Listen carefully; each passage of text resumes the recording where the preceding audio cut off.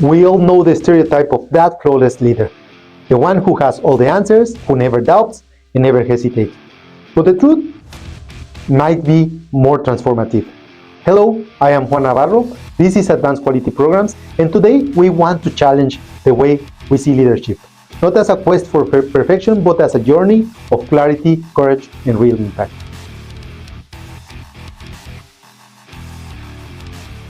Characters like Rocky, like Marty McFly, Frodo Baggins, they all share a similar path. They are not the strongest, the fittest, or the smartest, but they are confronted with a problem. And their stories become compelling and even inspiring because of the transformation they undergo.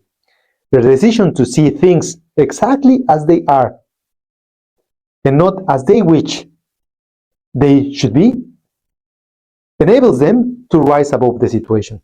This idea is called radical acceptance.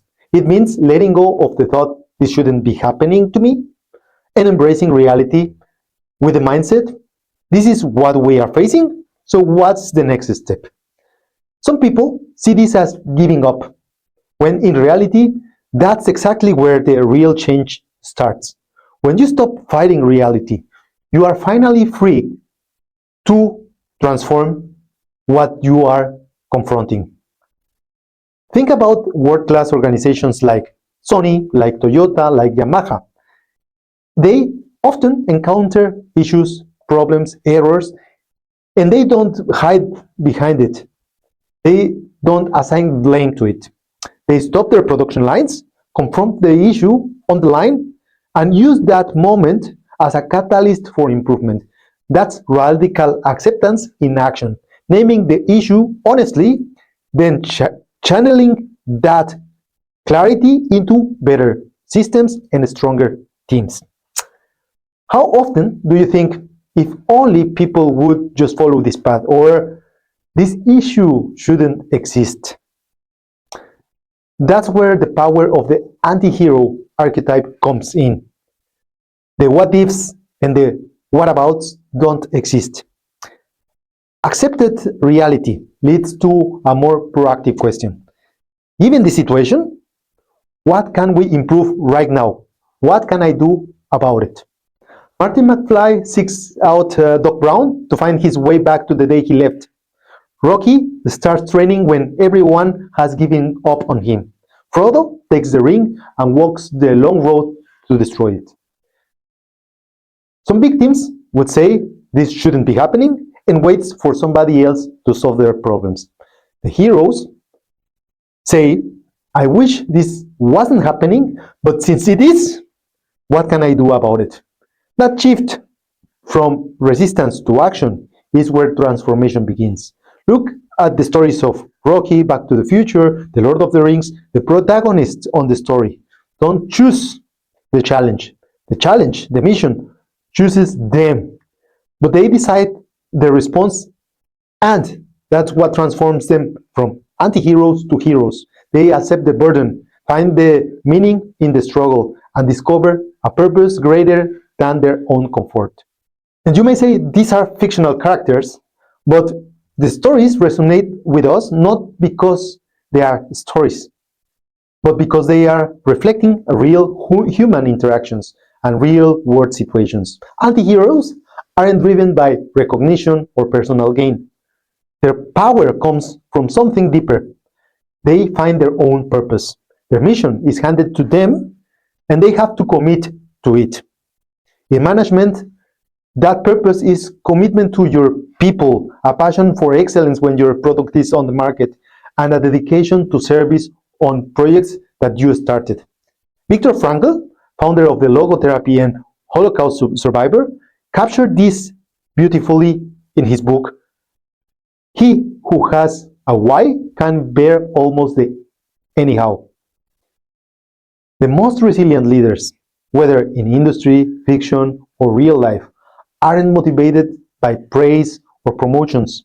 They are driven by purpose of becoming better, building safer products, better systems, and stronger teams. And these are just some examples. That purpose carries them through setbacks, resistance, and slow progress. A greater leader doesn't require perfection. It's the anti-hero who demands unwavering commitment to the mission especially, and clarity about the task to be accomplished.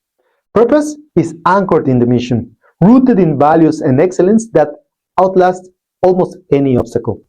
But how to develop that radical acceptance?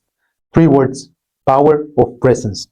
Anti-heroes succeed by mastering the art of presence. They stop worrying about what might go wrong tomorrow and focus on what they can do right now. In management, this means giving up your full attention to today's process, today's conversation, and today's opportunity.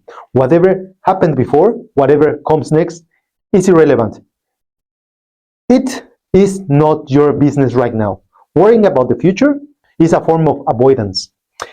If you want to make real impact, whether launching a new process, a project, leading a team, solving thought problems, you must fully present yourself to the task. As Master Yoda said, do or do not. There's no try. And you don't have to do it alone. That's another power from the anti-hero. Every hero finds allies, mentors. On the anti-hero journey to heroism, you have partners, colleagues. All they keep you grounded and remind you that you are not alone. The hero's path, just like the path to excellence, is never built in isolation. It's built through connection, collaboration, and shared purpose. You don't have to carry the ring alone, Frodo. We love stories of brilliance, the myth of the lone wolf, but the truth is, sustainable improvement is always a team effort. The strongest leaders are the ones who ask for help. They invite new perspectives, and they share their ownership of the mission on both issues and solutions. Believing you must do it all leads to burnout, missed opportunities, and blind spots. The strongest thing that you can do or say is asking for help. I need help. What am I missing? That's not weakness, that is wisdom. Asking for help means that you are strong enough to recognize that you are human and you are sharing your mission with somebody else. I agree, sometimes 95% of the task is done by you, but that final 5% is what enables you to completion. And that last part is often the most important. It's the secret to become a Jedi. The training that helps you to go to distance with Apollo Creed. The anti-hero's path isn't about being perfect, it's about being persistent. It's not about having all the answers, and it's about having the courage to ask the right questions at the right time. Radical acceptance teaches us to see the challenge as they truly are. And when we do, we stop asking, why is this happening to me? And we start asking, how far can we go? That's where the transformation begins. That's the power of the anti-hero archetype and the path to excellence. As you face your next challenge, remember, the greatest strength isn't in a flawless personality or in perfect execution. It's the courage to accept reality, to accept the task, the clarity to see what matters the most, and the purpose to keep moving forward.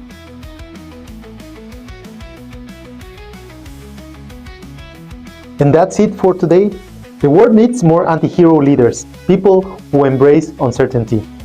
They learn from setbacks and build excellence through radical acceptance and purpose of action. That's your mission. That's your opportunity to go out there and lead the transformation.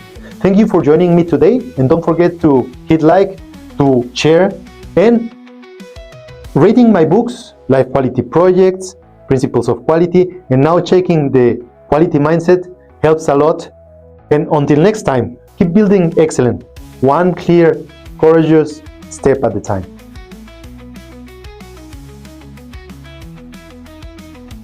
One small change triggers everything. Watch how agile thinking works. Inspect, adapt, repeat. Each step builds the next, creating confident, unstoppable momentum. This is the Quality Mindset by Juan Navarro. Get your copy now.